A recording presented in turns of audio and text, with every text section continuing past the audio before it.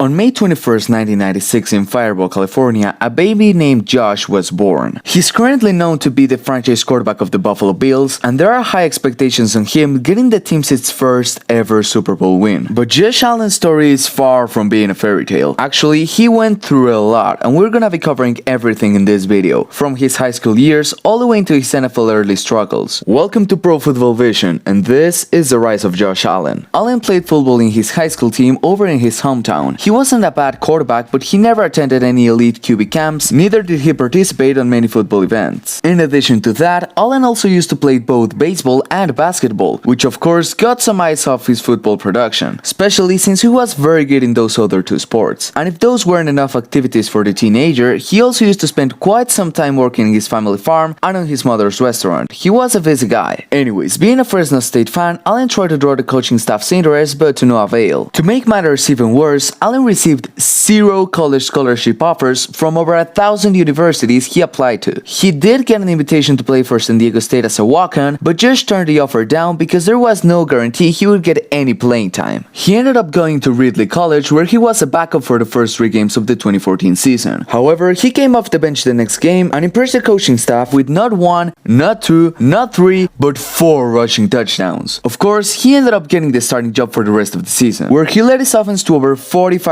yards per game. He also helped his team have just under 40 points per game, ranking 10 in the state, and his 26 touchdown passes were enough for him to be tied at number 7 among all California junior college quarterbacks in 2014. Despite these great numbers, Allen once again saw himself with just a few college offers, from which Eastern Michigan and Wyoming stand out. Wyoming's coaches originally visited Ridley to scout another player, but former Fresno State assistant coach Dave Brown helped convince Brent Vigen, Wyoming's offensive coordinator, to recruit Allen. Funnily enough, Vigen would come to compare Allen's style of play to that of Carson Wentz, who was also recruited by him in 2010. Being compared to Wentz must have been an honor for Allen at that time, and well, nowadays it would be pretty much an offense for Allen. Anyways, back to the storyline, Josh Allen committed to Wyoming prior to the 2015 season. His first year there was nothing special, in fact it was quite a struggle. He started just 1 game where he attempted just 4 passes before suffering a broken collarbone, ending his season in the process. Thankfully for him, he got another shot at the starting job in the 2016 season, where he put up over 3,000 yards and a total of 26 touchdowns. Allen told his friends and family he would declare to the 2017 NFL Draft, but prior to the deadline, his coaches convinced him to stay another year at Wyoming to try and boost his stats as well as to get some extra preparation. So, no draft for Allen that year. He stayed in college and put up just over 1,800 yards and a total of 16 touchdowns on his final year of college. The extra year was suddenly over, so Allen declared to the 2018 NFL Draft, where he was projected by numerous draft analysts like Mel Kiper, for example, to be taken first overall by the Cleveland Browns. Draft day was just around the corner, and top quarterback prospects included Lamar Jackson, Josh Rosen, Sam Darnold, Baker Mayfield, and of course, Wyoming star Josh Allen. Anyways, the draft began and the Cleveland Browns were now on the clock. They selected Baker Mayfield, not a very smart decision if we take a look back. But the next team made an even worse decision, selecting Sam Darnold. Both of those screw-ups led up to this. The Bay Buccaneers have traded the 7th pick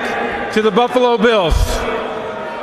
With the 7th pick in the 2018 NFL Draft, the Buffalo Bills select Josh Allen, quarterback, Wyoming.